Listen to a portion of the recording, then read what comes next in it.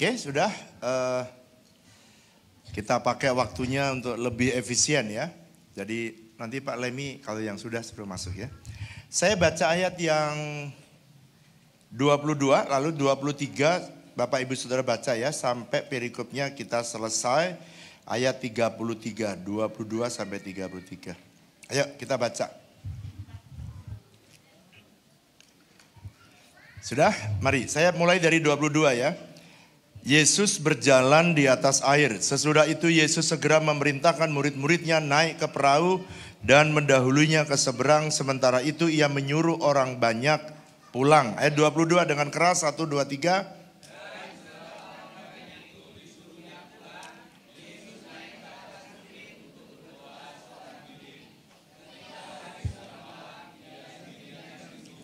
Ayat 24, perahu murid-muridnya sudah beberapa mil jauhnya dari pantai dan diombang-ambingkan gelombang karena angin sakal. Ayat 25.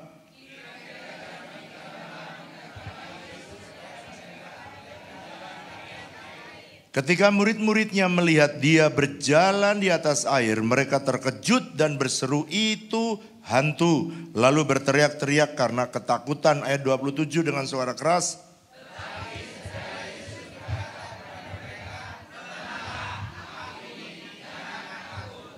Lalu Petrus berseru dan menjawab dia, "Tuhan, apabila itu engkau suruhlah aku datang kepadamu berjalan di atas air." 29.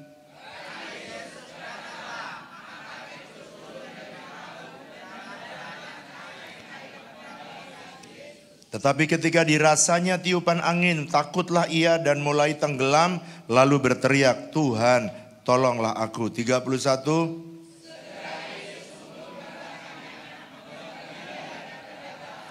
Hai orang kurang percaya. Lalu mereka naik ke perahu dan angin pun reda. 33, 1, 2, 3.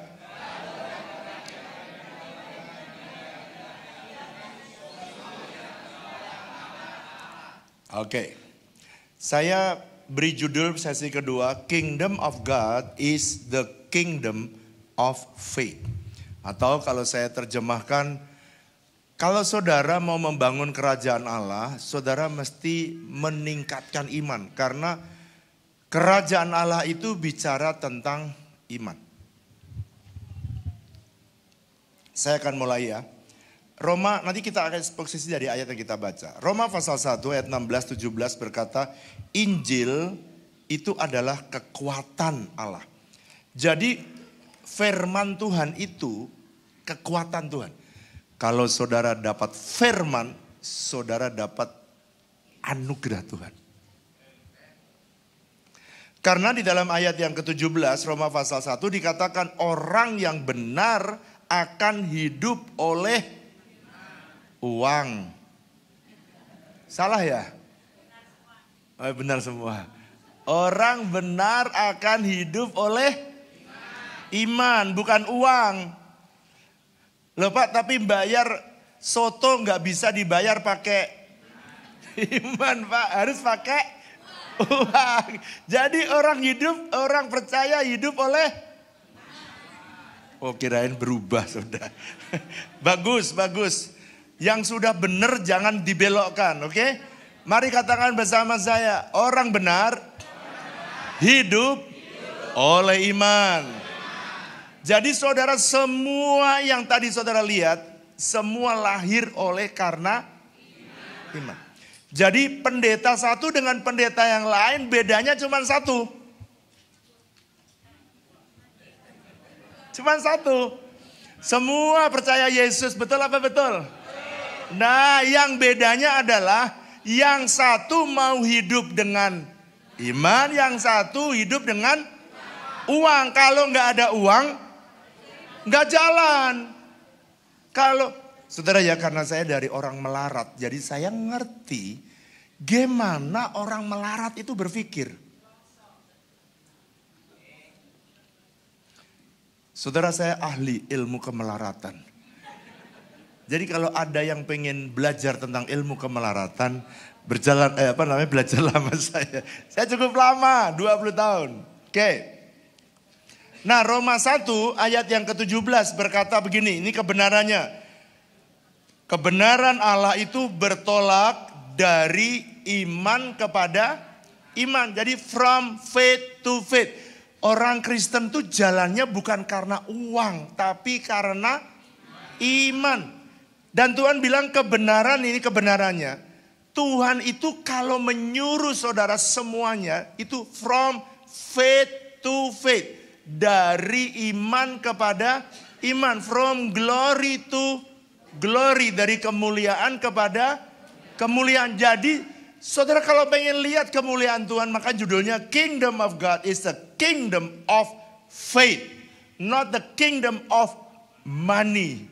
Walaupun nanti saudara memang beli tanah perlu uang, perlu bibit perlu uang, perlu pakan perlu uang, bangun sekolah perlu uang. Tapi uang, nah nanti saya ada satu pelajaran gimana, saya punya buku yang saudara gimana mendatangkan, jadi judulnya Heaven on Earth. 2 buku yang saya tulis untuk bagaimana, sudah punya Kingdom Heaven on Earth. Yang kedua adalah Heaven Currency. Apa bahasa Indonesianya itu? Alat tukar kerajaan surga. Surga yang terima. Oke, sekarang saya masuk sini. Sebab ini menurut saya yang saudara mesti belajar. Ibrani pasal 11 ayat 1 ditulis gini, iman adalah dasar dari segala sesuatu yang kita harapkan. Terus bukti dari sesuatu yang tidak kita lihat. Jadi gini, kalau saudara mau imanmu besar, iman adalah dasar dari segala sesuatu yang kita harapkan. Kalau saudara mau imannya besar, saudara harus punya apa yang besar? Harapan. Saudara punya pengharapan besar. Jadi tanpa pengharapan yang besar, seseorang tidak akan pernah dibawa dalam ujian iman yang besar. Nanti pelan-pelan saya beritahu kepada saudara. Sekarang supaya cepat ya, karena sesi kedua. Tadi udah makan semua? Belum, ya udah ya. Snack ya, snack. Itu namanya orang Jawa ganjel Pak, gitu ya. Ya. Pak ganjelnya enggak ke pojok Pak, tapi kemana? Ganjel perut. Nah, ini bedanya hamba Tuhan yang satu dan hamba Tuhan yang lain. Ikut Tuhan itu anti kenyamanan. Kalau saudara jadi hamba Tuhan pengen nyaman, jangan jadi hamba Tuhan.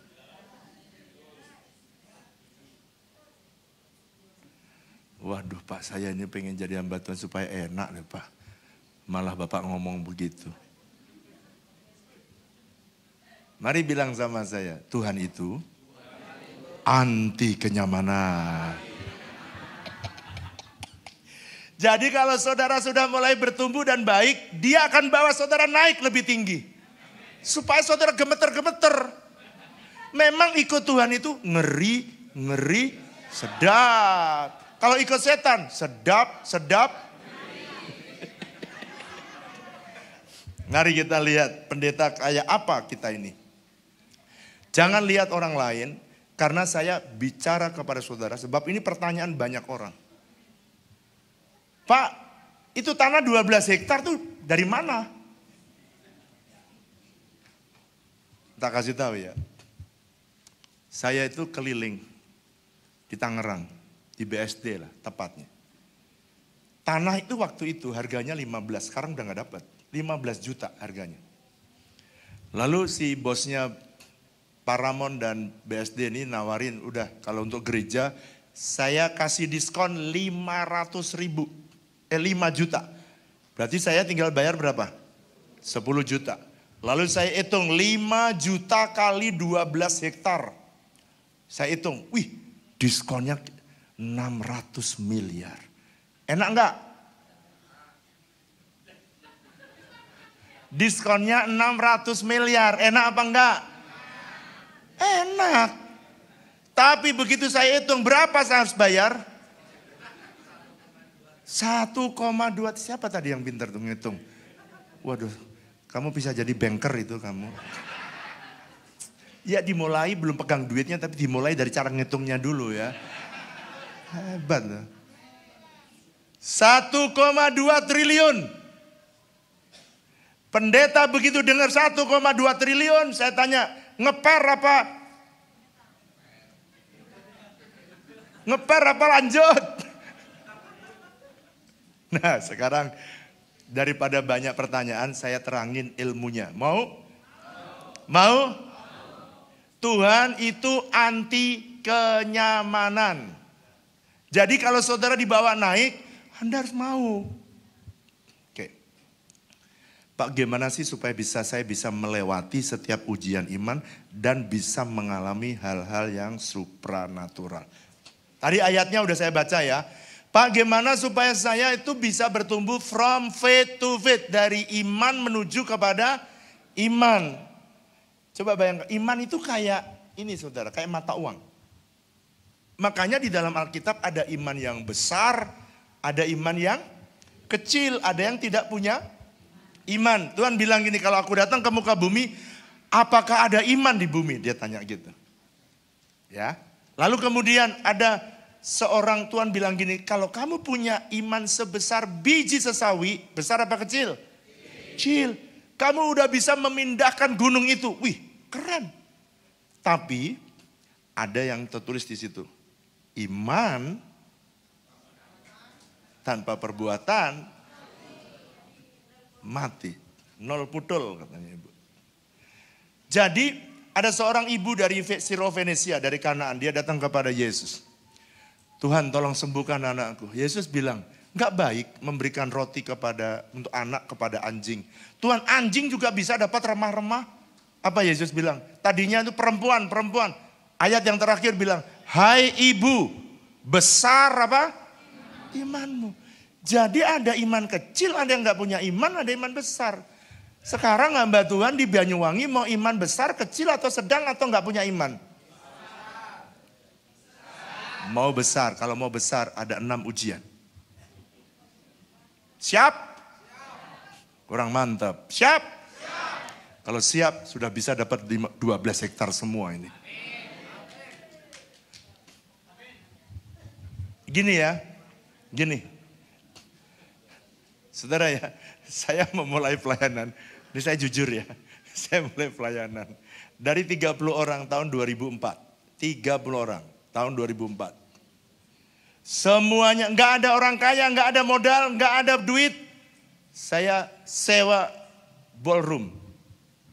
Ditanya sama direkturnya, Bapak bayarnya gimana? Nanti kalau punya uang, saya bayar. Nah sekarang gimana? Nggak punya uang. Saya tanya saudara, kira-kira kalau saudara berani nggak punya duit, sewa mall?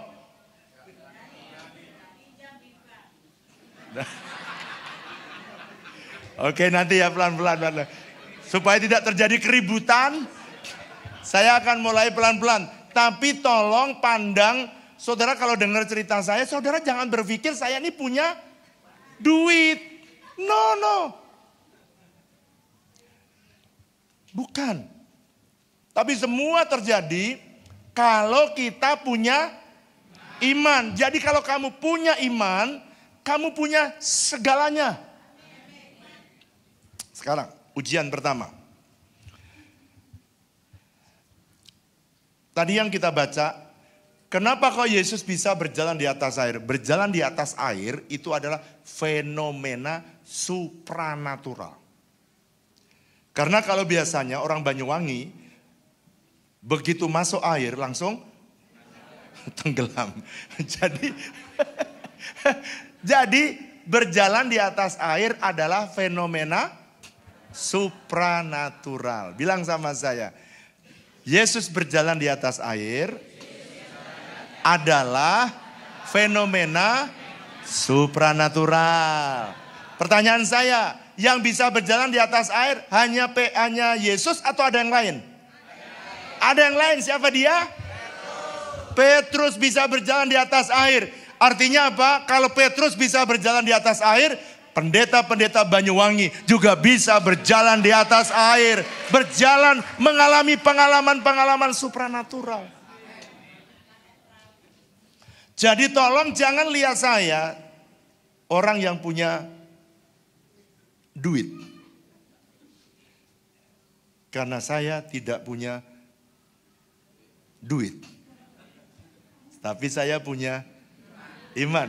Sekarang saya tanya, pendeta Banyuwangi bisa nggak punya iman?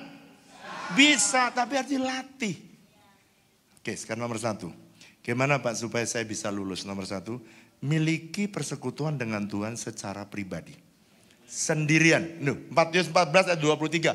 Sebelum ujian datang, Yesus tuh selalu punya waktu pribadi dengan Bapa. Saudara ya, pendeta harus baca firman Tuhan. Minimal tuh ya, setahun tuh seluruh Alkitab saudara baca.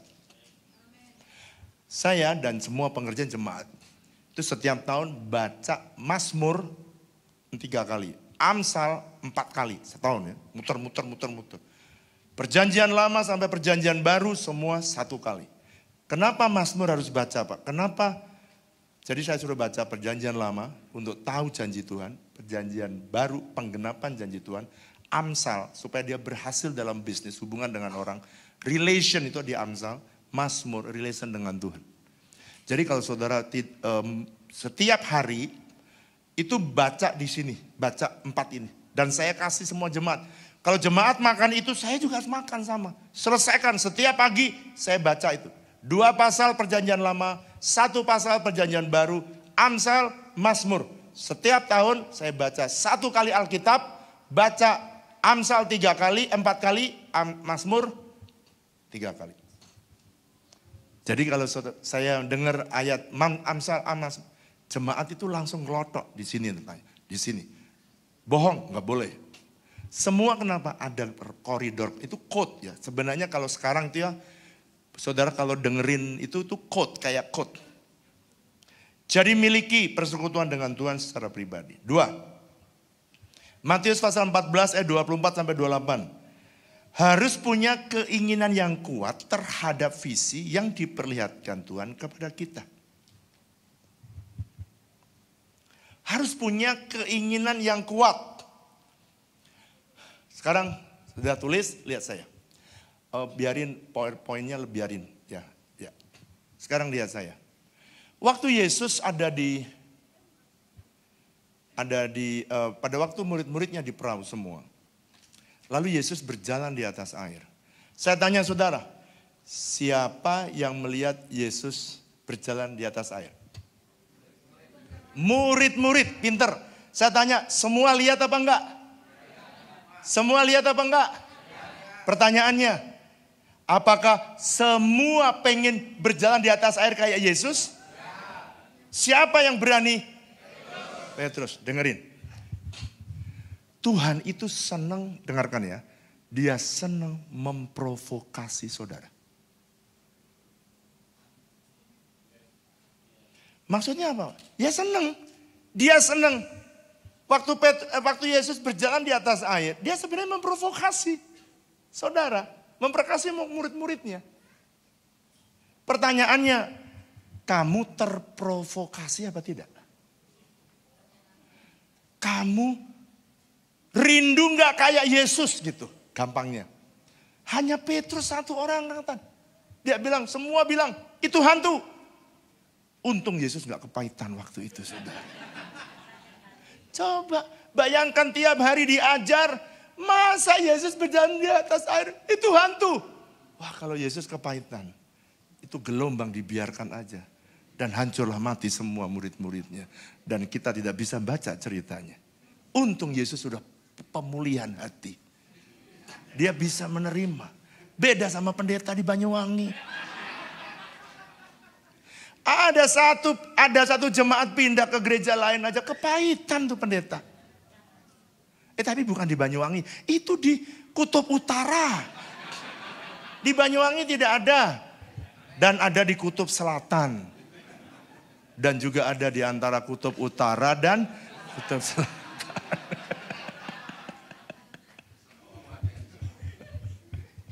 Sekarang, Yesus nggak pernah kepahitan. Kamu sebut apa saja, dia nggak pernah kepahitan. Tapi, dengarkan, saya tidak pernah lihat kalau ada orang yang terprovokasi dan mau rindu ngalami seperti yang Yesus alami, Yesus itu nggak pernah gini, kamu nih terlalu percaya, nggak ada. Alkitab tuh nggak pernah saya baca, kamu terlalu berani, kamu terlalu percaya, enggak. Yesus berulang kali berkata, kenapa kamu kurang percaya? Nggak pernah ada gini, saya percaya Tuhan, kamu terlalu percaya, nggak ada ayatnya. Coba baca dengan teliti. Justru ketika Petrus berkata, kalau itu Tuhan, suruhlah aku berjalan di atas air. Artinya dia terprovokasi. Nah pertanyaannya, kenapa ada pendeta ya yang mau bertumbuh? Tapi ingat, kalau kamu bertumbuh, artinya tantangan makin besar. Ujian iman makin besar. Kau tidak akan pernah bisa nyaman. Karena memang Tuhan itu anti kenyamanan. Nah kalau saudara pengen nyaman, saudara udah gak kayak Yesus. Karena Yesus itu anti kenyamanan.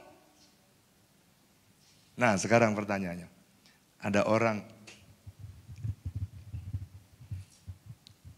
ketika saya putar video, tadi Pak Stephen bilang, saya begitu lihat video waktu Bapak putar, saya pulang, saya ternak lele.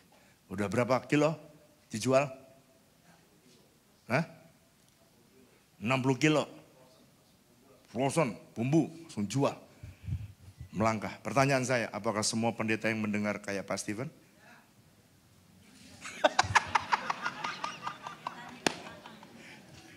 Pak Rizky, coba berdiri Pak Rizky. Pak Rizky ini 2011, saya putar video orang gila. Orang pertama kali yang gila. Saya pulang setahun kemudian, dia bangun ministry orang gila. Saya dulu dibilang pendeta gila. Karena kenapa kayak kurang kerjaan aja ngurusin orang gila. Tapi ketika saya bilang, sekarang saudara, satu hari wali kota datang kepada saya, dia bilang gini, tak puterin semua ministry-ministry kita. Lalu ada panti asuhan, ada anak-anak jalanan, ada sekolah. Dia biasanya, begitu saya putar orang gila, dia tiba-tiba nangis. Tas. Pak Wali kenapa nangis? Terus dia bilang, ambil mic. Karena sebenarnya itu aku yang harus menyelesaikan. Aku pemimpin di kota ini. Tapi aku gak punya belas kasihan kayak kalian. Gereja WTC sudah menjadi aset bagi kota ini. Karena seharusnya Pemda yang melakukan. Tapi gereja membersihkan semua persoalan orang gila di kota dengan seksama dan dalam tempo yang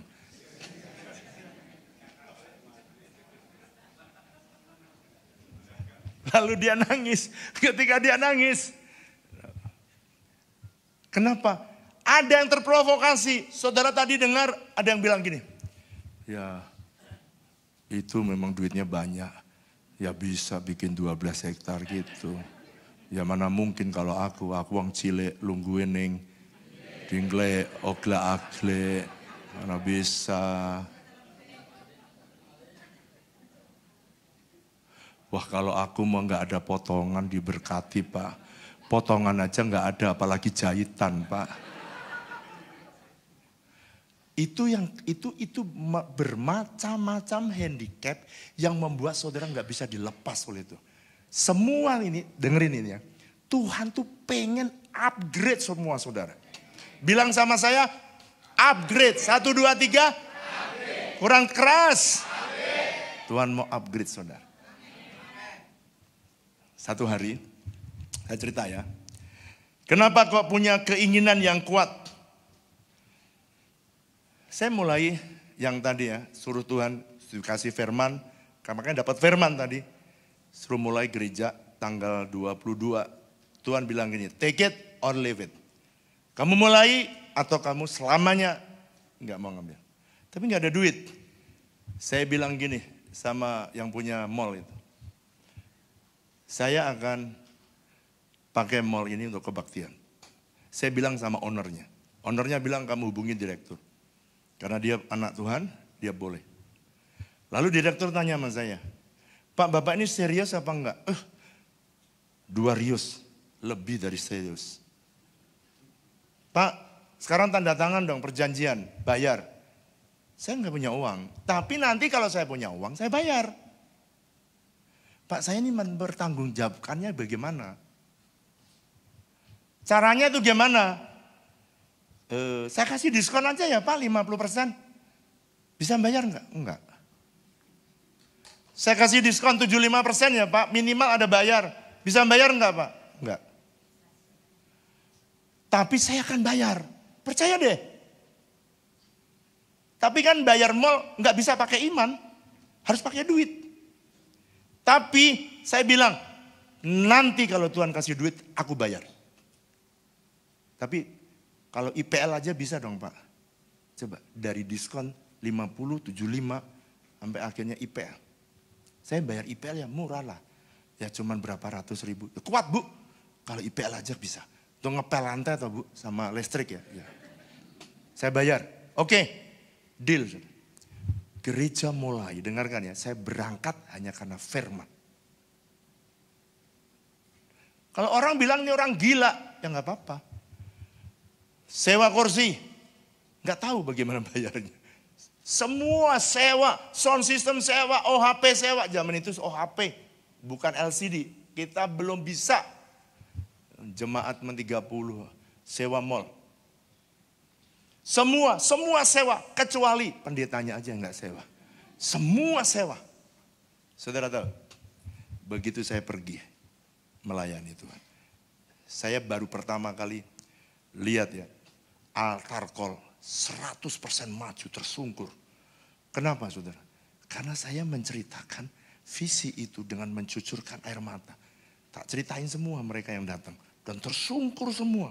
Nangis. Saya baru lihat altar call 100% maju itu baru pertama kali bangun gereja. 2 kali kebaktian tersungkur dari 30 jadi 100 orang. Berikutnya lagi datang. Tiba-tiba ada orang telepon. Nah ini dengarin ya. Saudara melangkah, belum ada duitnya. Tapi saya bilang, saya akan bayar Bu. Ada kring. Telepon orang dari Jakarta. Pak, saya dengar Bapak lagi bangun pelayanan baru. Iya ya, kenapa? Pak, kalau Bapak pelayanan baru, pasti belum ada uang kan? Oh iya sih, benar sih. Pak, saya bayar semua sewa mall 3 bulan. Nanti Bapak kumpulin persembahan setiap minggu, maka Bapak bisa running. Gini aja ya, saya hubungkan kamu sama direktur, kamu langsung transfer ke akun direktur. Berapa bulan, 3 bulan itu berapa duitnya? Saya teleponkan direktur. Bu direktur, kemarin saya bilang kan, saya nggak punya duit. Tapi kalau saya punya uang, saya bayar. Bu, sekarang sudah ada yang mau bayar Bu. Kasih akunnya, bayar. Seret, langsung ditransfer. 3 bulan. Kau nggak punya apa-apa, tapi kau punya firman. Tuhan punya uang.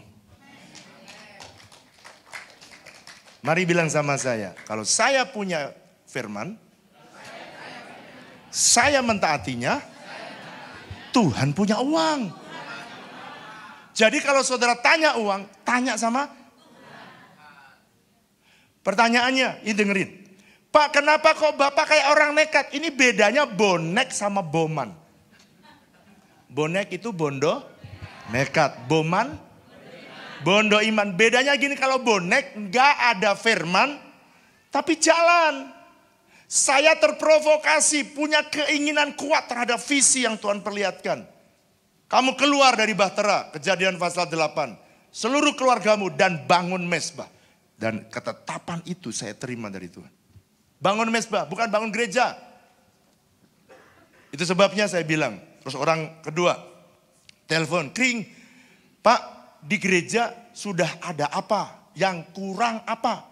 Kalau saya jawab, kurang semua. Ya rakus amat pendeta. Udah gini aja, kamu pengennya mau bantu apa? Pak, Bapak udah punya kursi belum? Belum. Udah Pak, beli kursi tapi jangan sampai saya transfer ke Bapak atau ke gereja Bapak. Gimana caranya? Bapak beli aja kursi, kasih aku account. Minta invoice, kirim aku. Supaya tidak terlacak jejak saya menolong Bapak. Karena Dia tidak mau diketahui bahwa dia, ada orang yang tidak mau diketahui bahwa dia menabur. Oke, Tuhan tidak bisa pesan kursi.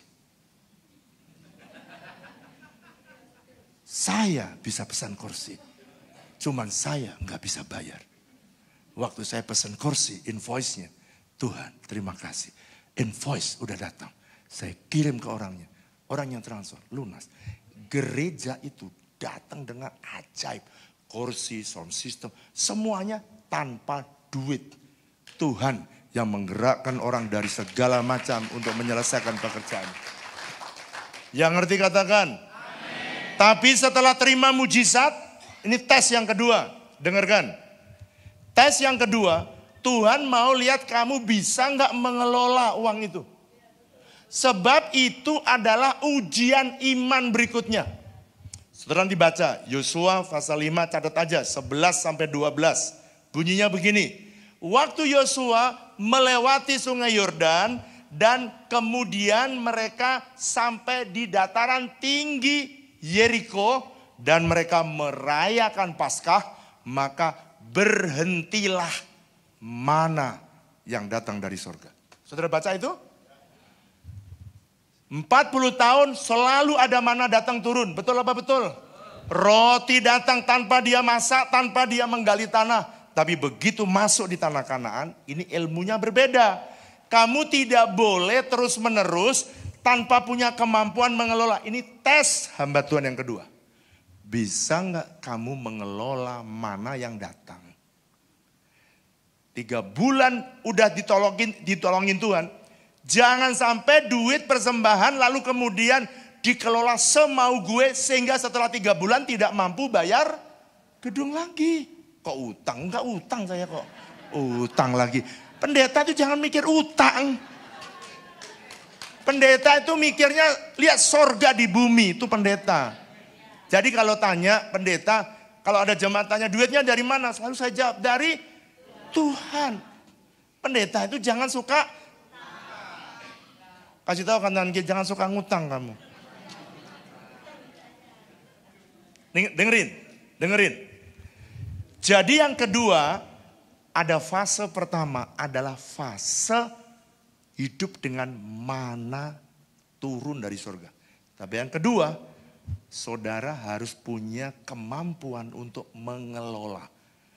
Tes Anda mengelola ades tes berikutnya. Apakah setelah diberikan itu, mampukah kita mengelola?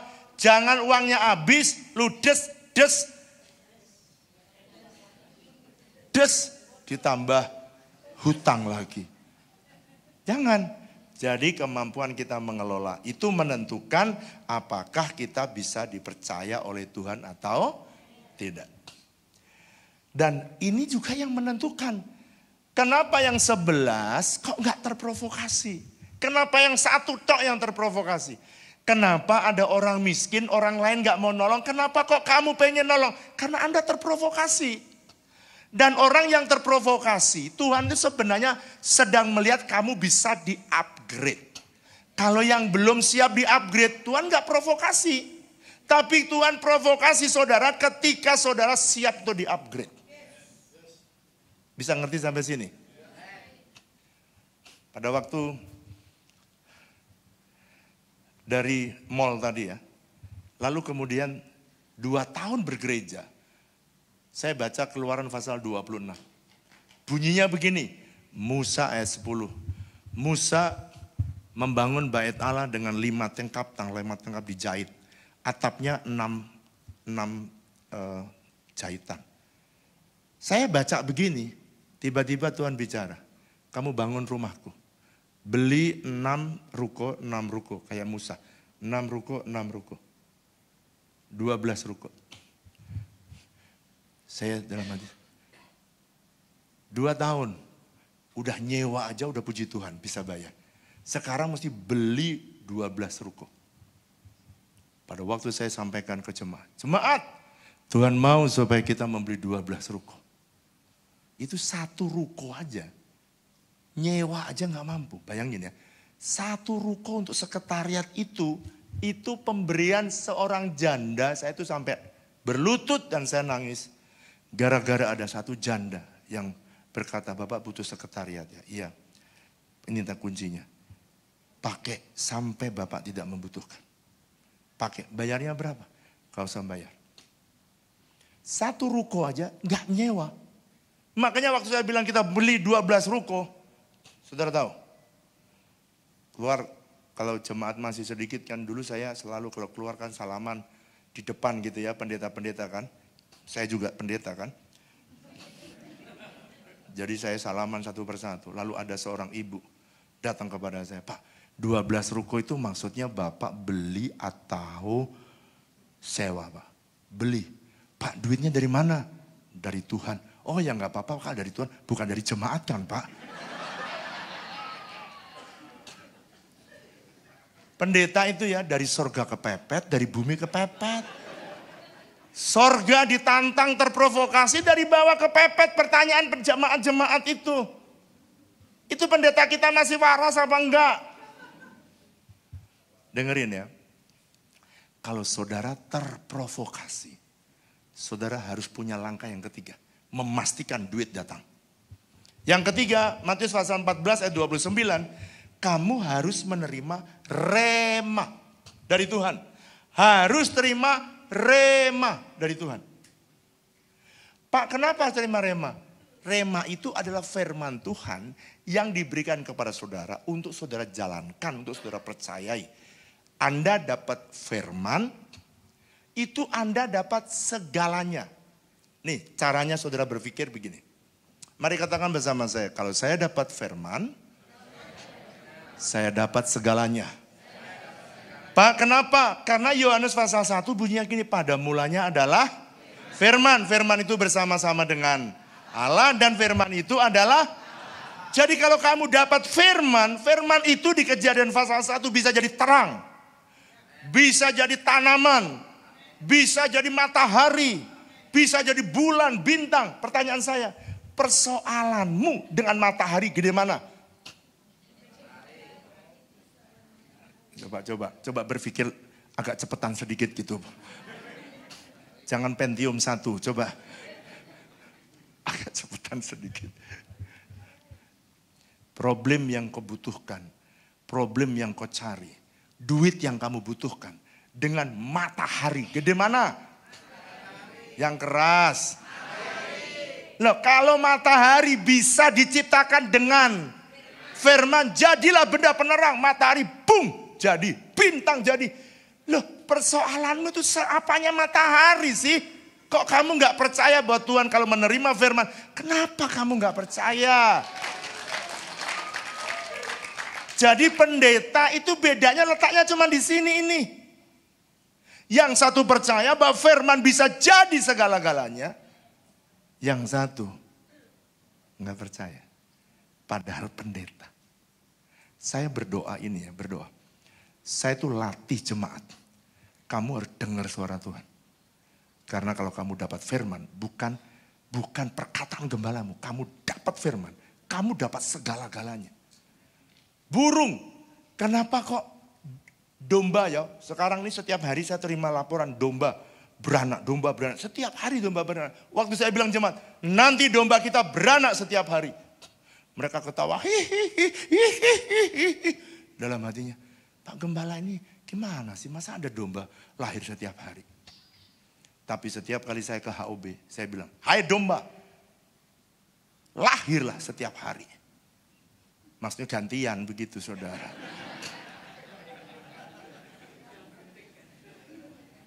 Masa satu domba lahir setiap hari? Nah itu sih jemaat cara berpikir. Kalau saya berpikirnya seperti Tuhan berpikir. Coba berpikirnya kayak Tuhan. Jadilah matahari.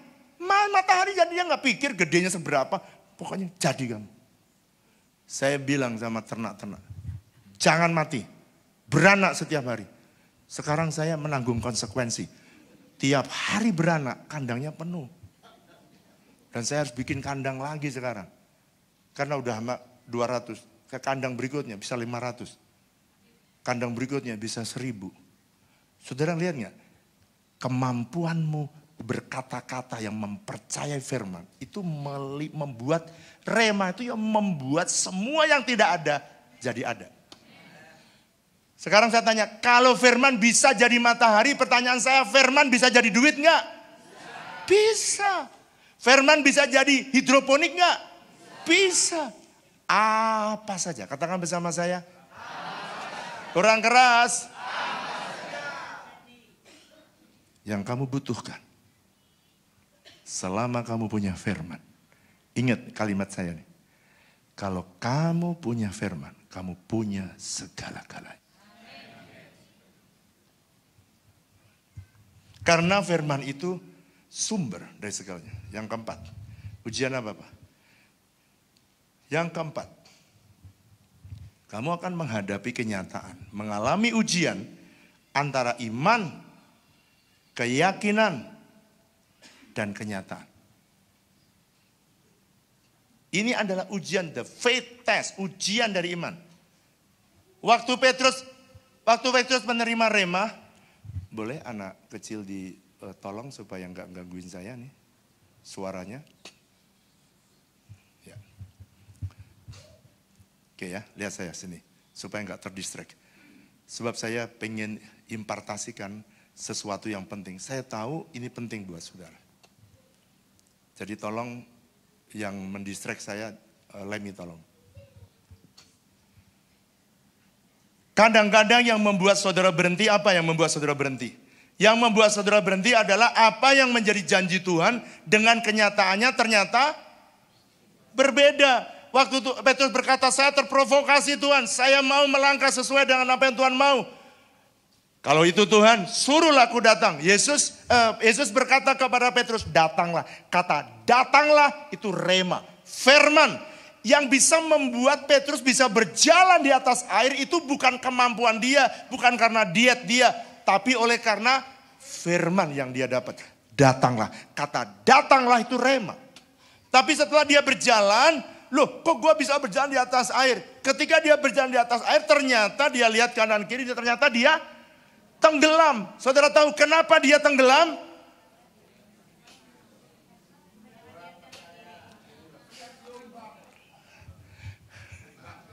Ini kalimatnya bagus, kalimat yang dipakai di Alkitab. Coba baca. Kalimat ini bagus banget.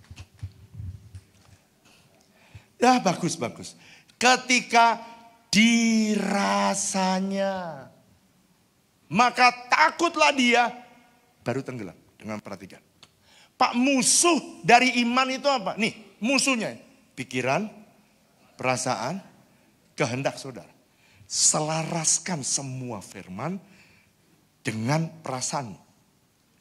Penglihatan saudara adalah musuh utama dari iman saudara. Saudara lihat melek, nggak ada duit. Merem.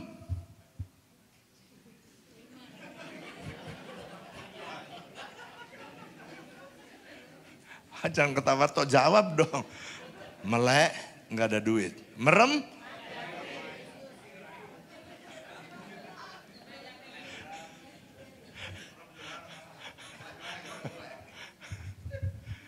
Merem, lihat Tuhan yang bisa menciptakan langit dan bumi. Saudara tahu, ini tak ceritain yang bagian ini.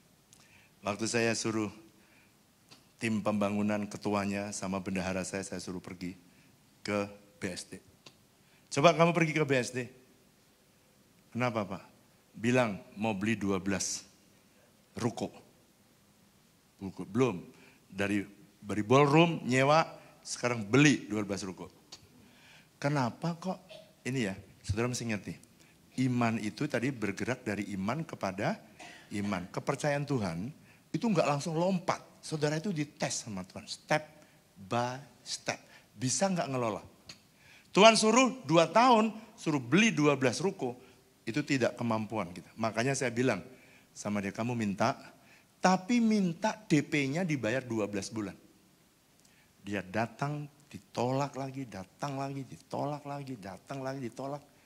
Dan kemudian 5 kali dia datang ditolak.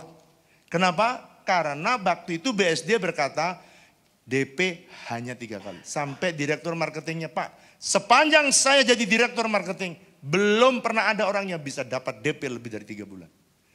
6 bulan aja nggak ada. Apalagi Bapak ini 12 bulan. Mana bisa? Pulang dia. Terus saya datang kepada Tuhan. Ini ya tes antara keyakinan dan kenyataan. Terus saya bilang sama Tuhan, Tuhan bilang katanya 12 ruko. Saya udah kadang ngomong sama jemaat tuh Tuhan. Tapi buktinya nggak boleh. Tuh Tuhan ada 5 kali saya sembahyang. Tuhan bilang baru 5 kali ditolak. Putus asa. Astagfirullahaladzim. Salah juga. Ini ujian saudara. Ujian. Lalu ketika saya bilang, oh baiklah Tuhan. Lalu Tuhan bilang gini. Lihat tuh Elia. Dia 5 kali nggak menyerah. Dia 7 kali. Baru lihat awan sekepal tangan. 7 kali. Jangan menyerah. Saya panggil anak saya yang 2 itu. Coba kata Tuhan. Nggak boleh berhenti 5 kali. Harus 7 kali. Mereka bilang, Pak muka saya taruh di mana Pak? Udah 5 kali Pak. Muka kayak badak Pak saya ini. Malu Pak saya. Saudara, kecuali kalau Bapak ikut. Jadi malunya ditanggung bertiga. Gimana saudara jadi pendeta? Berangkat apa enggak? Berangkat apa enggak? Saya berangkat. Ketika saya berangkat, ketemu lagi sama direktur itu. Duh, kamu ini udah saya tolak 5 kali. Kenapa sekarang malah bawa pemimpin kamu ke sini? Saya bilang ini, Pak, please deh. Saya bilang, keputusan boleh enggak? Jangan berhenti di Bapak. Bolehkah Bapak naik ke owner? Pergi ke owner. Kalau ownernya bilang enggak boleh, ya enggak apa-apa. Saya berhenti. Saya tidak minta. Kalau keputusan di sana, oke, no problem. Yang ke-6 dia bilang gini, sekarang saya tanya Bapak. Bapak ini sebenarnya serius apa tidak? Pak, sangat serius saya pengen beli. 2, pertanyaan dia. Bapak sebenarnya punya uang apa tidak?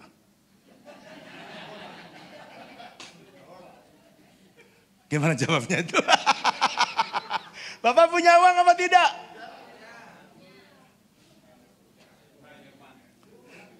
Ayo jawab gimana kalau saudara jadi saya? Saya jawab, kalau saya bilang punya,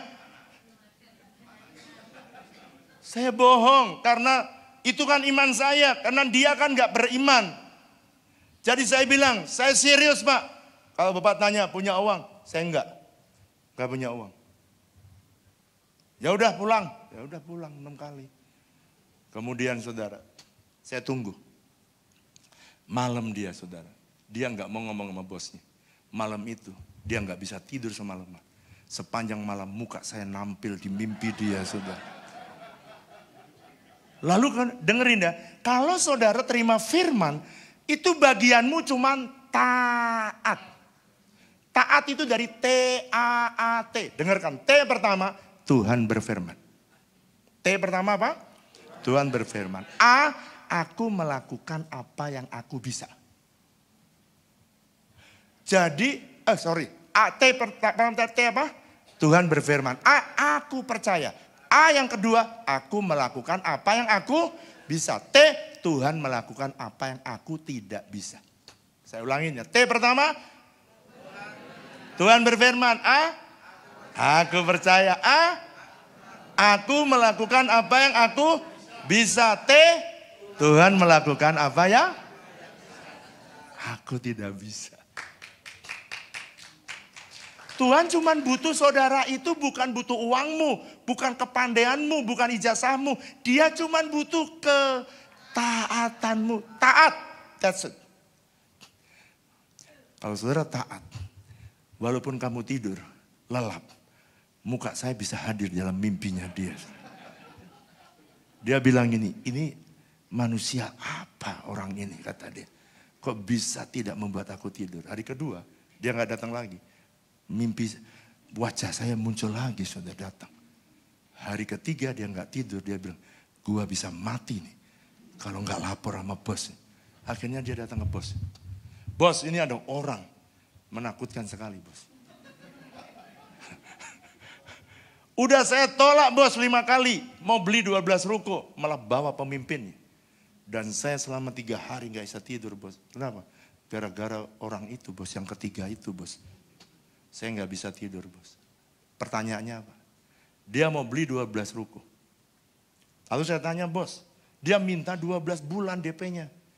Lalu saya tanya, kamu ini sebenarnya punya uang apa tidak? Saya udah jawab, dia jawab bos, tidak punya uang. Lalu dia bilang ini, kalau untuk investor jangan kasih. Tapi kalau dia pakai, kamu kasih. Bos, saya nggak yakin dia investor. Saya udah tanya, punya duit apa enggak? Enggak punya duit. Pasti dia bukan investor, kasih. Jadi kata-kata saya tidak punya uang, ternyata menjadi kata kunci dari bosnya dan dari pemimpin itu. Bahwa dia bukan investor, dia adalah pengguna, pemakai gedung itu. Langsung saya dipanggil. Ini ketujuh. Pak, gimana? Ada kabar baik. Kabar baik. Baik, kita menghadap. Saya panggil bagian keuangan. Kamu siap ya? Cek yang banyak. Kenapa Pak? Ya, kalau buku cek aja kita punya. Isinya yang nggak ada. Dia datang. Dia cerita seperti tadi. Lalu kemudian dia bilang gini. Persis. Saya suruh bawa cek kenapa? Saya suka deal dengan orang. Dan dia selalu minta bukti bahwa saya serius. Tolong Pak buat 12 bulan. Tes antara keyakinan dan kenyataan. Saudara, banyak orang berhenti ketika dirasanya, dilihatnya. Berulang kali datang ditolaknya. Waktu kau ditolak itu berhenti, imanmu gak bisa bertumbuh. Dan pada waktu saya berhenti. Saya tanya Tuhan, suruh jalan saya jalan. Waktu tanda tangan, tiba-tiba air mata saya netes. Tes. Direkturnya tanya, Pak, Bapak dikabulkan kenapa menangis? Karena saya sedang bicara sama Tuhan. Tuhan, ini ya Tuhan, aku mau tanda tangan cek. Tuhan yang suruh lo ya. Tuhan yang suruh lo. Kalau sampai nggak ada duitnya Tuhan. Bukan Tuhan yang ditangkap, aku Tuhan yang ditangkap. Karena Tuhan nggak kelihatan. Tuhan, ini aku tanda tangan nih. Satu tanda tangan air mata saya mengalir. Tanda tangan kedua air mata mengalir lebih deras. Si direkturnya, Pak kenapa menangis? Ini air mata sukacita. Dia tidak ngerti bahwa saya lagi bergumul berat dengan Tuhan. Tuhan, jangan sampai saya masuk bui. Gara-gara tidak ada cek, tidak ada uangnya. 12 saya serahkan. Supaya cepat khotbahnya. Dari satu cek ke cek kedua, cek ketiga. Ingat ya, bagian saya taat. Aku melakukan apa yang aku bisa. Tuhan melakukan apa yang aku tidak bisa. Yang tidak bisa apa? Nyediain duitnya. Tuhan, aku udah lakukan semua. Please, jangan permalukan aku. Gereja sebenarnya sejarahnya tidak mungkin bisa bayar. Setiap tinggal 2 hari, bagian keuangan telepon, Pak, tinggal 2 hari nggak ada duit. Kamu salah ngomongnya. Jangan bilang tinggal 2 hari. Masih 2 kali 24 jam. Jadi dirubah kalimatnya. Oh baik Pak. Pak, masih 1 kali 24 jam. Iya kan masih 24 jam. Jadi masih kamu tunggu berjam-jam lagi. Kadang-kadang mepet, hanya tinggal jam. Kadang-kadang mepet, tinggal hari. Tapi 12 cek. Semua terbayar dengan lunas tanpa kekurangan 1 rupiah. Kadang-kadang memang ada keyakinan dan kenyataan yang berbeda. Tapi itulah Tuhan. Dan banyak orang berhenti di sini. Yang terakhir, yang kelima. Belajar, Matius pasal 14 ayat 5. Belajar mengendalikan intimidasi yang datang dalam pikiran kita. Ini berat nih. Ya kalau datang duitnya, kalau enggak. Ya kalau mujizat terjadi, kalau enggak. Singkat cerita ya. Saya mau cerita sekarang dari 12 ruko sekarang bisa dipakai untuk kebaktian. Dari 12 ruko sekarang tempat udah penuh. Lalu pada waktu saya memberikan buah sulung, saya dikasih tanah sama orang. 4.500. Dan waktu dia memberikan 4.500 tanah di BSD itu, Tiba-tiba saya berdoa gini, Tuhan kalau bikin rumah, aku kegedean. Aku juga udah punya rumah. Anakku udah punya rumah. Untuk apa aku 4.500? Kegedean juga. Terus saya tanya, untuk apa Tuhan? Nah Tuhan bilang yang tadi, kamu tabur lagi. Kamu udah memberi buah sulung yang pertama. Sekarang kamu tabur lagi 4.500 tanah yang kamu dapat. Saya tanya, gampang apa tidak? Udah terima sertifikat tanah 4.500, suruh tabur lagi. Mudah atau susah? Regu A? Susah. Regu B? Regu C? Regu D? Masih mikir-mikir ya, doa puasa ya Pak. Nah ini yang kalau saudara mau tiru saya, belajar. Saya bilang begini, ingat ya, taat itu artinya Tuhan berfirman, aku percaya. Aku melakukan apa yang Tuhan bilang, kamu tabur. Nanti kalau kamu tabur, kamu kan berdoa untuk tanah 12 hektar. Nanti kalau kamu tabur, akan keluar ke tanah 12 hektar. Saya pegang. Set. Baik Tuhan, saya tabur. Begitu saya tabur, tanah 4.500 itu. Tiba-tiba saya mendengar, Pak, ada tanah di tempat yang Bapak punya, itu ada dijual 2 hektar. Saya nggak tergerak, karena saya berdoa berapa? 12 hektar. Ingat ya, 12 hektar kalau saya beli dari BSD itu, tanah itu ada di tengah-tengah BSD. Jadi kalau saya beli lewat BSD, saya harus bayar 1,2 triliun. Loh Tuhan bisa juga membuat mujizat kayak tadi saya dibeli 12 ruko, Tuhan juga bisa. Duitnya dari mana saya juga nggak tahu. Tapi Tuhan punya cara, dia punya 1001 macam cara. Jangan tiru orang lain. Tuhan punya macam cara untuk menolong saudara. Lalu kemudian ketika Tuhan janji itu dapat firman, kamu dapat segalanya. Jadi saya cerita kepada jemaat-jemaat, saya tabur ya 4.500 dan Tuhan janji ada 12 hektar. Kenyataan juga belum tahu saya. Tiba-tiba beli lagi, Pak ada tambah 2 hektar lagi, 4 hektar. Saya nggak gubris, kenapa? Karena saya berdoanya 12 hektar. Pak ada lagi yang jualan 1,5, ada yang jualan lagi 300, ada jualan lagi 400, ada jualan lagi. Terus sampai ada yang 300 meter, 3.000 meter, semua di total 12 hektar. Begitu mereka bilang 12 hektar, saya langsung beranjak dan saya pergi ke tempat itu.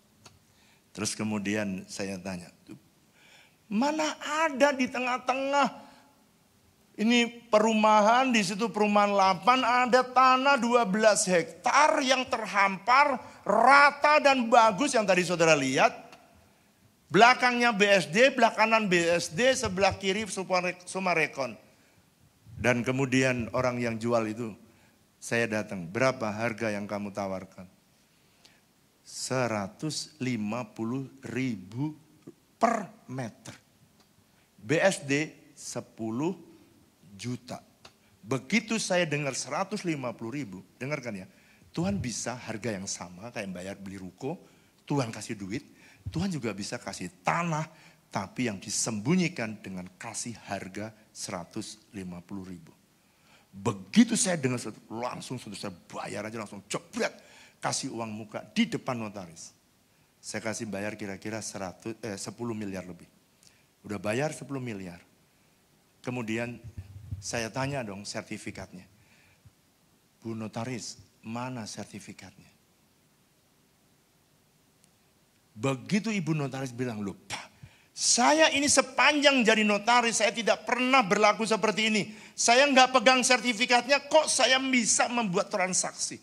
Bu, ini bukan uang sedikit loh Bu, udah puluhan miliar Bu, di tangan ibu dan ibu udah dibayarkan. Ya. Mana sertifikatnya dong Bu, saya kan mau lunasi. Itu notaris pusing dan dituju keliling. Dia aja yang ahli pusing. Apalagi saya yang gak ngerti notaris, gak ngerti akta tanah. Saya cuma mentaati apa yang Tuhan suruh. Saya pulang. Saya setiap kali khotbah, saudara berdoa ya. Berdoa, saya tidak ceritakan. Tapi saya bilang kepada mereka. Ini khotbah ini ada khotbah saya ketika ujung daripada cerita tanah itu. Saya cerita ini. Setiap kali saya turun mimbar, saya dituding-tuding sama orang. Bapak itu tanah itu gak mungkin ada tanah di BSD. Harganya 150.000. Saya tuh jualan Pak, saya marketing direktur. Jualan jauh di Bitung Pak. 4 juta. Di sini tuh rata-rata 15 juta. Iya bener sih. Diskon paling top Pak, paling top 12 juta. Enggak sih, aku dapat 10. Mana ada Pak, di sini 150.000. Itu Bapak pasti dibohongin. 99% tidak ada satupun yang percaya. Karena memang tidak ada harga di BSD. Harga 150.000. Tapi ingat, aku dapat firman. Kalau intimidasi datang, saudara harus kembali kepada firman. Selama berbulan-bulan, waduh saudara, saya gak bisa tidur. Saya ngerti beban pendeta itu saya ngerti. Makanya kita itu bisa ketawa-ketawa bareng-bareng. Kenapa? Ya kita sengsaranya sama-sama lah. Kita ini susah dari sorga dapat dapat perintah, dari bumi ditekan. Jadi kita ini benar-benar kayak sandwich gitu. Sorga tertekan, bumi tertekan. Seperti Yesus digantung di atas kayu salib. Kayak nggak ada jawaban. Saudara tahu? Berbulan-bulan saya mencari cara. Lalu saya kumpulkanlah lawyer, sarjana hukum, notaris di gereja. Saya kumpulkan semua dan orang yang tinggal di tanah, sekitar tanah itu. Lalu saya tanya satu persatu. Yang berdiri yang pertama adalah lawyer. Dia bilang gini, notaris. Notaris, dia berdiri S2. Pak, S2 saya untuk lulus dari notaris. Saya itu tesis saya itu mengenai tanah itu.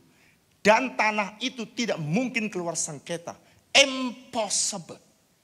Karena tanah itu sengketa.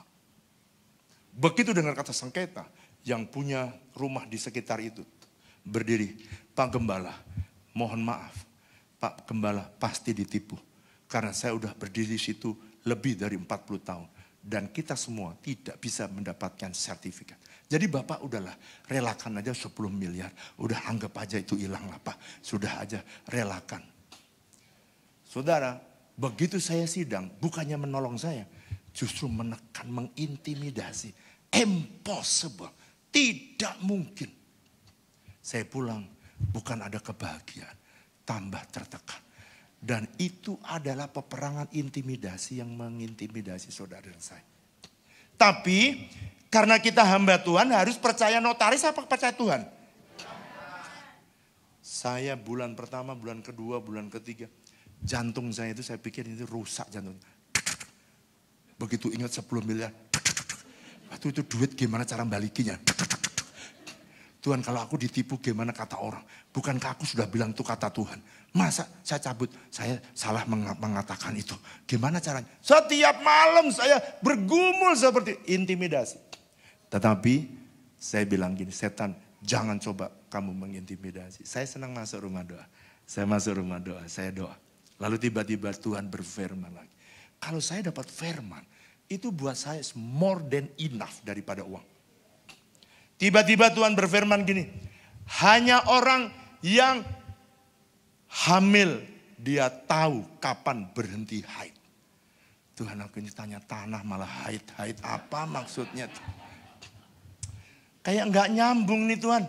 Sembayang lagi sama mereka yang di rumah doa lagi sembayang. Tiba-tiba Tuhan jelaskan. Yang terima janji 12 hektar bukan jemaat. Kamu yang dengar dari aku. Benih firman datang kepadamu. Dan pada waktu orang hamil, itu pada waktu benih itu membuahi sel telur. Dan hanya dia yang tahu dia hamil. Hanya dia, orang lain bilang saya hamil. Gak percaya karena sebulan 2 bulan perutnya tidak kelihatan. Bahkan laki-laki ada yang 6 bulan. Belum lahir-lahir.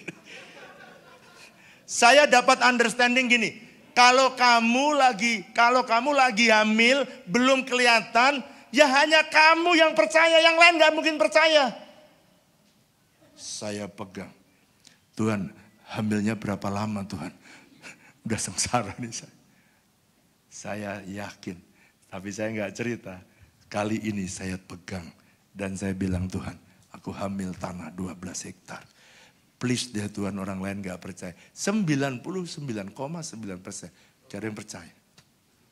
Karena impossible, mana ada tanah. Saya tanya, tanah Banyuwangi ada nggak 150.000?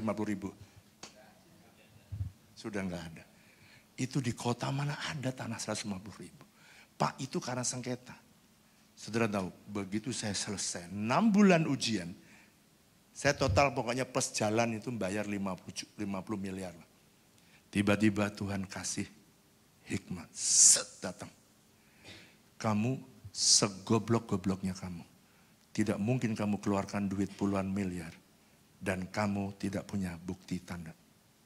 Wih, saya cari apa yang menyebabkan saya keluarkan duit. Saya ambil, oh ada fotokopinya.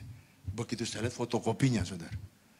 Wow, saya bilang ternyata ada sertifikatnya. Tapi di mana ini? Lalu saya telepon yang punya. Pak, di mana sertifikat ini? Dia ngaku, saya taruh di bank. Lalu saya minta nomornya, orang legal saya panggil. Kamu urusin di bank ini nomor bapak ini. Lalu orangnya minta telepon kepada saya. Dia minta, Pak, tidak mungkin saya keluarkan itu sertifikat. Impossible. Dia punya rentengan tanggungan di sini ada ratusan agunan. Dan ini bangkrut, PT yang bangkrut. Jadi kalau Bapak cuma ngambil 3 atau 4 agunan, mana mungkin bisa. Kalau mau semua beli, astagfirullah Pak, semua beli duit dari mana? Pak, ini duit saya udah masuk 10 miliar. Oh udah masuk Pak. Duitnya dimasukin di mana? Dicek sama dia. Dia punya escrow account, tempat untuk orang-orang yang di situ. Ternyata nggak ada. Lalu saya tanya, Pak gimana supaya bisa beres? Bapak tambah 900 juta. Sudah Pak, kerjakan Pak, saya tambah 900 juta. Dalam hati saya, 2 miliar pun saya bayar demi rencana Tuhan tergenapi. Saudara tahu, dalam 2 minggu diuruslah itu semua ke bank itu. Lalu keluarlah itu sertifikatnya. Dan waktu diambil itu, saya bilang, jangan balik nama dulu. Bawa sini, bawa sini, bawa sini. Ngapain Pak? Bawa sini. Minggu saya khotbah tentang sertifikat ini. 6 bulan saya menderita. Saya dituding-tuding sama banyak. Bapak yakin itu tanah sengketa, sengketa, sengketa. Tuhan bilang, aku tutup dengan tanah sengketa. Supaya nggak diambil Paramount, nggak diambil BSD. Mafia-mafia nggak ada yang berani. Karena saya tutupin dengan kata sengketa. Kenapa sengketa? Supaya kamu bayarnya murah. Baru saya sadar, jadi 50 miliar ditambah penderitaan 6 bulan sama dengan 1,2 triliun rupiah. Dan itulah tanah yang lahir oleh karena mempercaya itu. Jadi kalau saudara tanya, Pak bagaimana itu bisa? Saudara jangan tanya saya, jangan pikir saya punya uang. Saudara banyak orang beli tanah, teman saya beli tanah 2 hektar, dia harus bayar 200 miliar. Ada yang beli tanah 6 hektar, dia beli 600 miliar. Dan saya beli tanah 12 hektar, cuman bayar 50 miliar. Plus itu plus jalan. Saudara bisa bayangkan, kalau Tuhan berfirman, saya berdoa supaya saudara bisa nangkap. Kalau Tuhan berfirman, Dia pasti menggenapinya. Yang terakhir, setelah saudara bisa kendalikan intimidasi, kemudian yang terakhir kamu harus pertahankan keyakinan sampai semua janji Tuhan menjadi kenyataan. Begitulah saya berjalan bersama dengan Tuhan. Jadi jangan tanya tentang duit, karena kadang-kadang duit tidak ada, perintahnya datang duluan. Sekarang saya membangun RIS Hospital. Dari klinik kita bangun, lalu bangun RIS Hospital. RIS Hospital baru aja bernafas. Sekarang saya lagi nyopir, tiba-tiba Tuhan bilang, kenapa kamu gak beli tanah itu? Tuhan astaga, itu aja juga belum selesai Tuhan, tanah 12 hektar juga beli bangun. Beli tanah itu. Untuk apa Tuhan?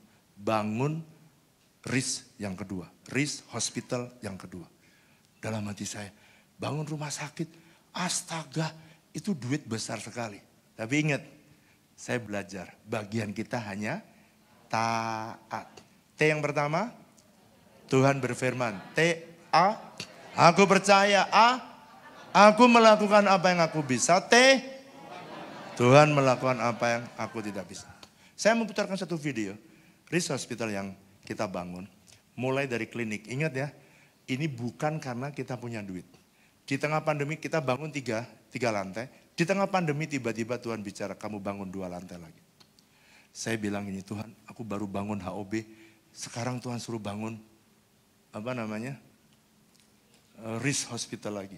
Saudara tahu kemarin bangun cuma 2 lantai, habis 50 miliar. Dan di tengah pandemi semua gereja ikat pinggang. Bisa hidup aja udah puji Tuhan, betul apa betul? Tapi kita disuruh bangunin. Saya kerjain karena apa? Kamu sayang, kasihan gak tuh orang pada mati? Kasihan Tuhan, tolong mereka bangun 2 lantai. Masih bangun HOB. Dan sekarang saudara lihat dari kesetiaan kita dari Baksos naik klinik. Dari Baksos naik klinik. Klinik naik bangun hospital. Saudara tahu gini, dulu saya mengeluarkan uang untuk ngobatin orang tuh miliaran. Tapi duit hilang begitu saja. Tapi sekarang saya bisa nolongin ribuan bahkan puluhan ribu orang tanpa duit dari gereja sekarang. Why? Karena kita belajar dengan hikmat mengenerate segala ministry sehingga bisa menghasilkan uang untuk menolong orang lain yang susah. Dan sekarang 10 tahun yang lalu saya rubah semua pelayanan sosial saya menjadi social enterprise. Jadi di RIS ini saya mulai dari tukang pel, tukang lap, sampai jadi administrasi, sampai jadi direktur. Kenapa? Karena nggak mampu bayar. Jadi saya mendirekturkan diri di rumah sakit ini. Saya ambil dokter, saya ajarin. Sampai akhirnya dia bisa. Dan saya angkat dia jadi direktur. Supaya apa? Supaya gajinya bisa nggak terlalu mahal. Kenapa? Saya ajarin semuanya. Setelah setting selesai, kita mampu meng-hire director. Kita lihat video yang satu ini, lalu saya mau berdoa. Pemain musiknya ada nggak ya? Rumah Indonesia Sehat atau yang lebih dikenal dengan Riz Hospital beroperasi mulai tahun 2017. Riz merupakan bagian pengembangan dari Balai Pengobatan Indonesia Sehat atau BPIS yang telah beroperasi sejak tahun 2006 dan telah melayani ribuan pasien.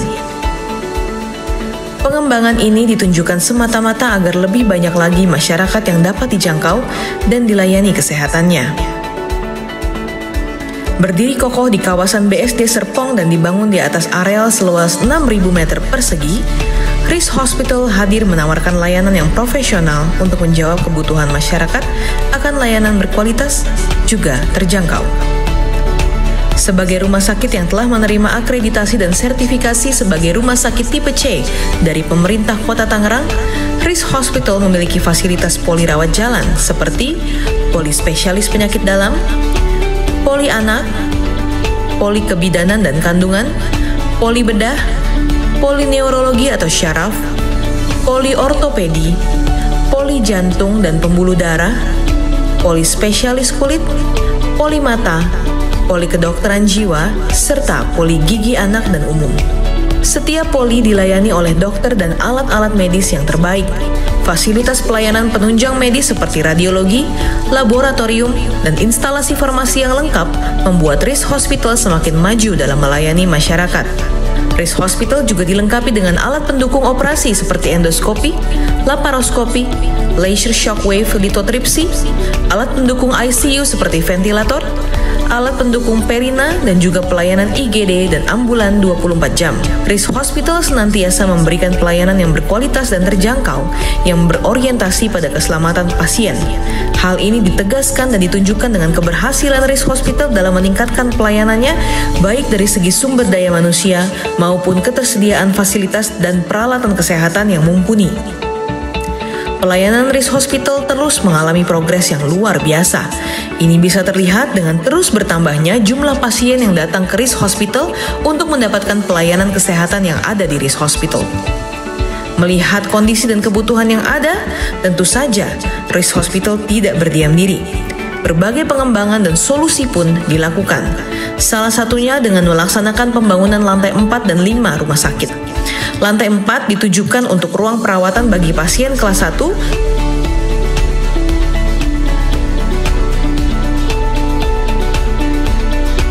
juga untuk perawatan ibu melahirkan dan bayi.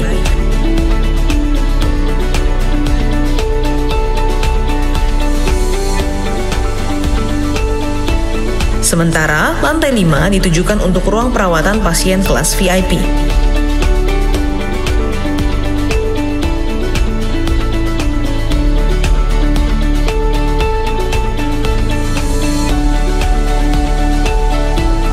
Bukan hanya itu, RIS juga sudah membangun fasilitas IPAL atau instalasi air limbah dan juga tandon air berkapasitas 75 meter kubik untuk air stok sebagai persyaratan pemadam kebakaran. Selain itu, RIS membuat 2 lift anti bakar yang dapat diakses dari belakang gedung RIS. RIS Hospital siap memberikan pelayanan yang komprehensif untuk memenuhi kebutuhan masyarakat akan pelayanan kesehatan. Harapan kami, RIS Hospital dapat menjadi saluran berkat bagi sebanyak mungkin orang. Dan kami percaya, melalui RIS Hospital, tangan Tuhan sedang bekerja untuk menjangkau orang-orang yang tidak terlayani dengan baik selama ini. Saya di RIS ini sudah 3 kali kesini untuk rawat inap dan operasi sesar. Menurut saya RIS itu adalah rumah sakit yang sangat bagus sekali untuk kualitas dan pelayanannya. Selain itu harganya juga terjangkau dan lokasinya sangat strategis. Untuk masa pemulihan operasi sesarnya itu sangat baik sekali, cepat sekali untuk pemulihannya, dan untuk kualitas obatnya juga udah bagus. Pasien melahirkan sesar, anak pertama kembar, tapi yang adiknya masih di inkubator. Pelayanan di sini cukup bagus, apalagi dengan sistem BPJS-nya juga nggak pilih-pilih gitu, dan penanganannya cepat.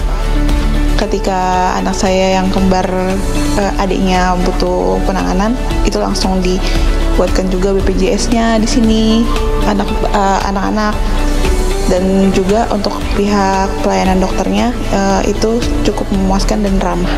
Penanganan yang saya alami sungguh sangat bersahabat dan bersahaja, mulai dari pra operasi sampai pasca operasi, dan pelayanan medis mulai dari tim dokter sampai kepada staf bahkan bagian front office begitu melayani pasien sesuai dengan apa yang saya lihat. Pertama kali ada tulisan serve to unserved, melayani yang tidak terlayani. Sungguh itu terasa tanpa memandang asal-usul pasien, bahkan juga kelas status ekonominya. Satu pengalaman yang berbeda dengan apa yang saya alami di masa lalu, bahwa pelayanan di tempat ini menempatkan pasien sebagai seutuhnya seorang manusia seperti itu. Kami yakin tangan Tuhan melalui rumah sakit ini sedang bekerja menjangkau orang-orang banyak yang tidak terjangkau selama ini. Kiranya Tuhan memberkati, semoga rumah sakit ini makin maju, makin jaya, dan tetap rendah hati seperti melayani orang-orang yang tidak terlayani. Tuhan memberkati. Biarlah kelak RIS Hospital berada di garda terdepan dalam proses pembangunan kesehatan bagi kota dan bangsa. Tuhan Yesus memberkati. Di akhir sesi ini saya pengen, gak tahu di hati saya rindu mengimpartasikan. Saya tahu sebagai hamba Tuhan, kau itu seperti terjepit, seperti tadi saya cerita. Satu, mendengar suara Tuhan. Sometimes orang yang di bawah tidak bisa mempercayai. Saudara sepertinya kayak orang di tengah. Dan kita biasanya memilih mengikuti yang di bawah karena aman. Kalau saudara mengikuti Tuhan, banyak pergumulannya. Tapi Tuhan hanya bisa memakai orang yang melihat dan terprovokasi apa yang Tuhan ingin. Kalau saudara pengen nyaman, saudara kan gak pernah lihat apa-apa. Tapi kalau saudara mau belajar, seperti Petrus berkata, kalau itu Tuhan, suruhlah aku berjalan. Saya ingin impartasikan ini, supaya saudara yang mau, nanti saudara boleh berdiri di sini pelan-pelan ya. Yang pria sebelah kanan, yang wanita sebelah kiri. Saya pengen hanya saudara yang rindu impartasi, saudara boleh maju ke depan. Mari kita bangkit berdiri sama-sama.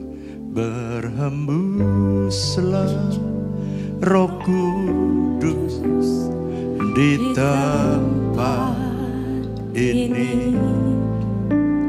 Berhembuslah Roh Kudus dengan kuasa-Mu, ya. dirikanlah gerejamu di akhir zaman.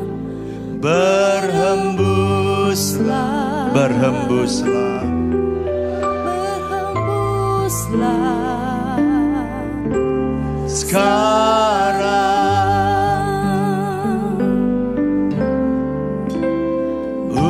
Urapilah kami, minta sama Tuhan. Tuhan impartasikan supaya aku bisa lihat apa yang kau lihat. Kami dengan hadirat-Mu, kami rindu Tuhan melihat kuasa-Mu dicurahkan di tempat ini. Urapi kami Tuhan, ini hamba-hamba-Mu, milik kepunyaan-Mu. Biarlah Engkau mengurapi hamba-hamba-Mu, impartasikan hati-Mu. Kami dengan hadirat-Mu, kami rindu Tuhan melihat kuasa-Mu dicurahkan di tempat ini, dicurahkan di tempat ini, dicurahkan di tempat ini, dicurahkan Tuhan, dicurahkan di tempat ini. Mari sembah Tuhan, sembah. Apa yang kau rindu, bicara kepada Tuhan sambil angkat tanganmu.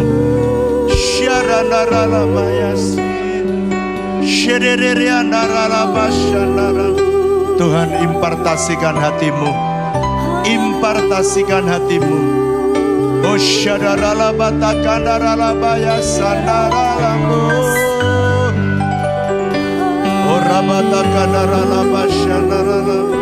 yes, Tuhan urapi hamba-hamba-Mu, urapi hamba-hamba-Mu.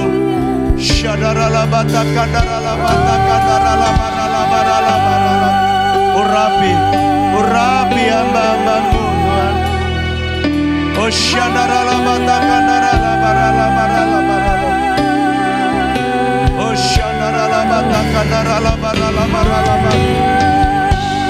urapi hamba-hamba-Mu, urapi. Oh yes, urapi.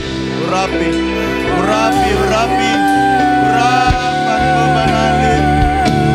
Oh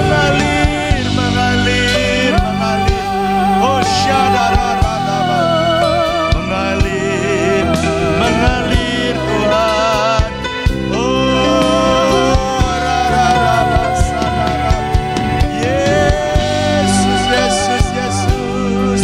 Yesus. Tuhan impartasikan hatimu.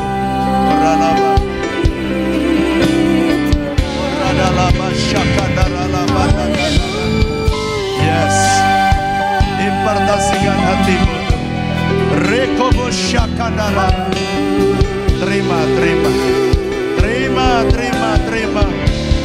Terima. Oh syakandara. Oh rabababababababababa. Yes. Oh radalabarara. Yes. Receive. Oh. Terima impartasi. Oh syadalabaralabaralabaralabarala. Terima. Oh syadalabaralabaralabaralabarala.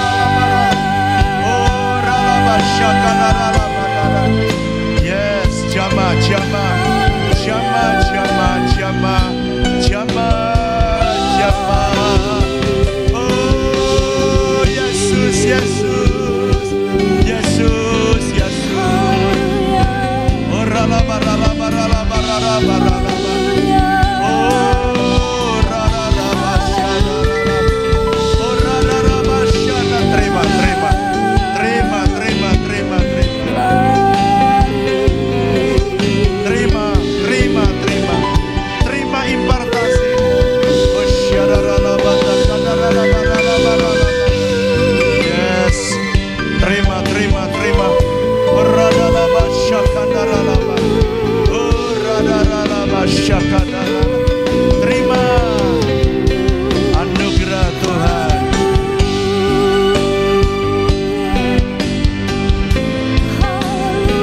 Terima, terima. Oh syadalalaba takadaralaba. Oh syadalalaba takadaralaba.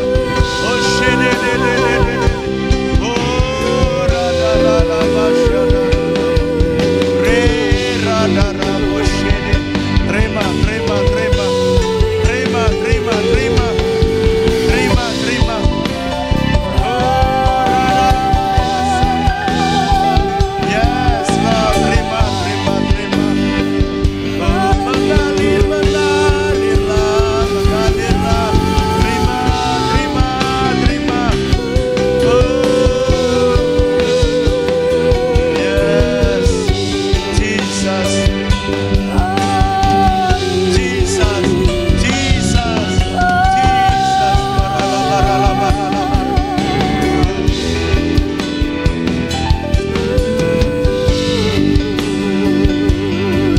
Oh mengalirlah, mengalirlah, mengalirlah, mengalirlah di tempat ini. Oh radalala syadalalabu, reka radalalabu. Oh radalala. Yes Lord, receive, receive, receive, receive, receive, receive, receive. Oh yes, ya terima, terima, terima, terima. Roh Kudus terus berembuslah, berembus. Roh Kudus, yes, andalalabar. Oh ralabaralaba syakadara. Tuhan bawa hamba-hambamu, bawa mereka. Oh ralabaralaba syakadarabu. Yesus, Yesus. Mengalirlah Tuhan, mengalirlah. Buat hamba-hambamu, mengalirlah.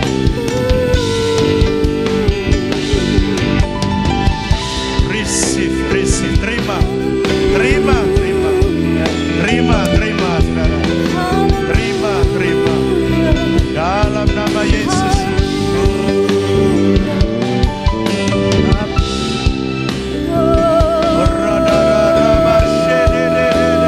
Terima, terima.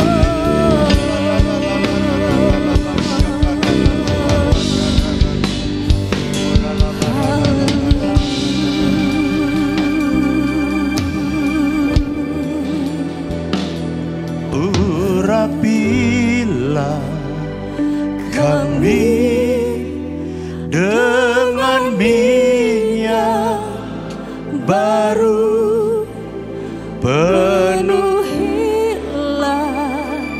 kami dengan hadirat-Mu. Kami rindu Tuhan melihat kuasa-Mu dicurahkan di tempat ini. Urapi kami, urapi kami. Urapilah. Minta lebih, minta lebih sama Tuhan. Kau akan berjalan bersama Tuhan. Yes Lord, yes Lord.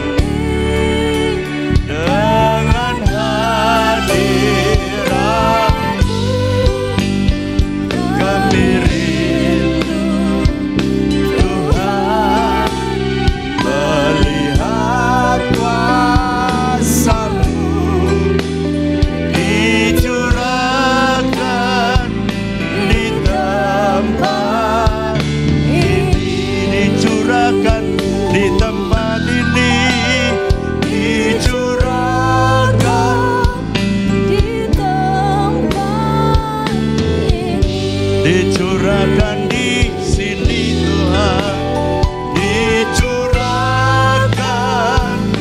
di tempat ini. Haleluya, haleluya. Kami bersyukur Tuhan 2 sesi hari ini, biarlah kebenaran firman-Mu menolong hamba-hamba-Mu. Hamba-hamba-Mu bawalah Tuhan ke tempat yang baru yang belum pernah mereka lewati. Bawa hamba-hamba-Mu supaya mereka bisa melewati barier yang selama ini mereka belum bisa tembus. Tapi hari ini mereka akan menjadi orang-orang yang terprovokasi ketika Tuhan memperlihatkan sesuatu yang besar akan terjadi. Terima kasih Tuhan. Sebentar kami akan pulang, kami siap menerima berkat-Mu. Biarlah berkat kasih karunia dan damai sejahtera yang berlimpah-limpah dari Allah Bapa, kasih dan cinta dari Tuhan Yesus Kristus, persekutuan yang manis dengan Allah Roh Kudus kiranya menyertai Bapak Ibu Saudara sekalian mulai hari ini bahkan sampai selama-lamanya. Yang percaya sama-sama katakan amin. Silakan duduk dulu, saya silakan panitia mungkin pengumuman, silakan.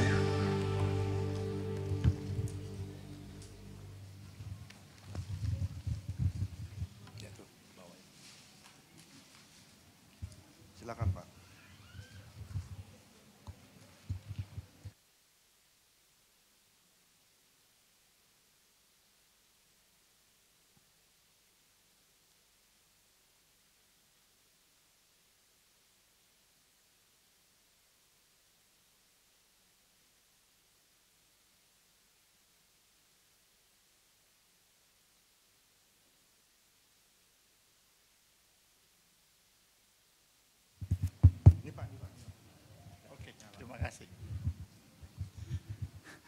Puji Tuhan, Bapak Ibu, saudara kasih Tuhan.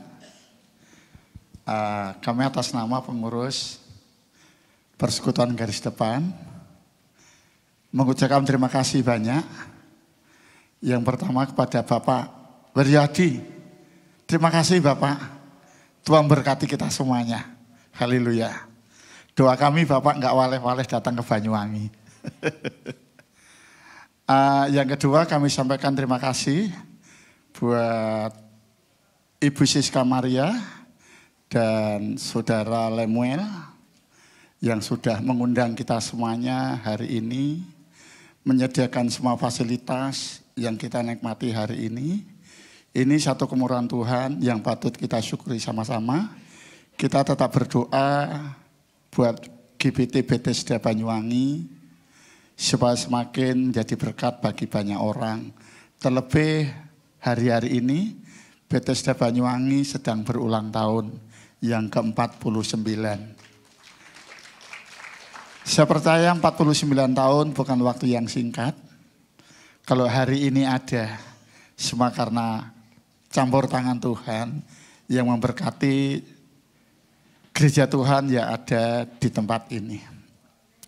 Kemudian saya juga mengucapkan terima kasih buat gereja setempat dan seluruh jemaat, Tante Siska dan Saudara Lemuel, karena hari ini dalam persekutuan ini kita semuanya difasilitasi bukan hanya konsumsi, tapi juga ada uang transport, ya di mana uang transport itu memang mohon maaf dibedakan antara gembala sidang dan istri hamba Tuhan dan jemaat yang ikut hadir hari ini. Dan saya percaya semuanya sudah ambil bagian, namun masih ada beberapa yang belum diambil. Tolong nanti sebelum keluar dari gereja, temui saya. Yang pertama yaitu Bapak Amadi dari Banyuwangi sini, kemudian dari Bapak Agung Wijaya, kemudian Bapak Justus Yataluan, kemudian Ibu Susiani Lim, Tante Edi Lim, kemudian yang terakhir yaitu Saudara Apung Nius. Masih ada 5 yang belum diambil, tolong nanti temui kami. Sebelum mengakhiri kita semuanya, tadi Bapak Pendeta Santoso menyampaikan pada saya, juga sudah kami komunikasikan dengan gereja setempat. Kita memberikan persembahan untuk kas Persekutuan Garis Depan. Tolong Pak Isra, itu ada 4, itu di depan. Sama Ibu Timotius Fernarno dan yang lain, itu ada 4, tolong diedarkan. Kantong itu yang 2 di selatan, yang 2 di utara. Yang 2 dikasih ke sana, bisa pada siapa?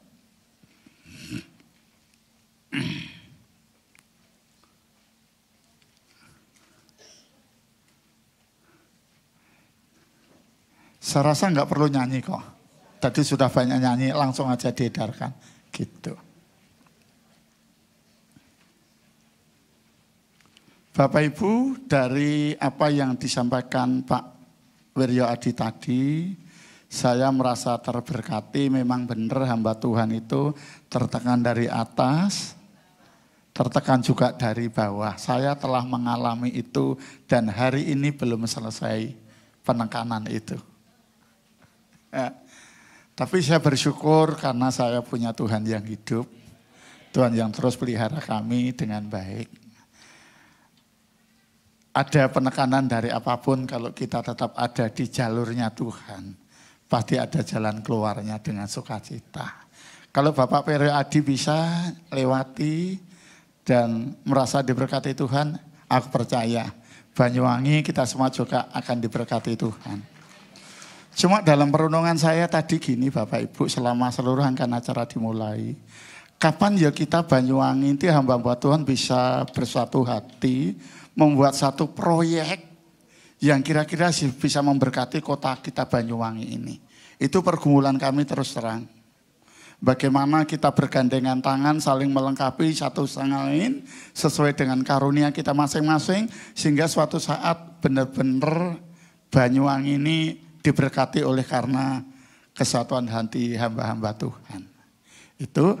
Kemudian yang terakhir, persekutuan bulan depan, ada enggak yang mau ketempatan? Kalau belum ada, nanti kami akan atur semuanya supaya berjalan dengan baik. Kesatuan, keutuhan hati kita sama-sama, marilah kita terus kerjakan bersama-sama. Tolong dukung dalam doa. Sebab awal Juli, anak-anak kita level up, mau berangkat ke Jakarta.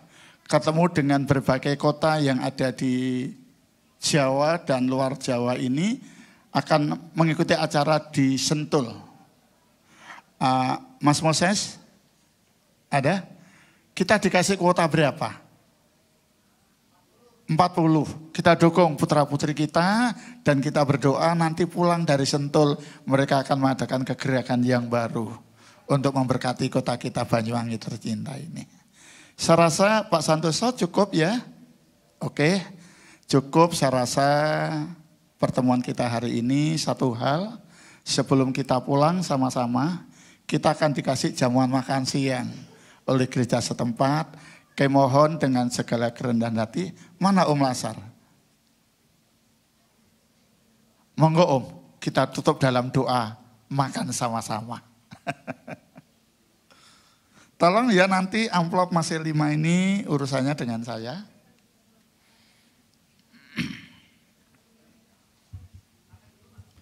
Kita doa untuk makan sama-sama sebentar.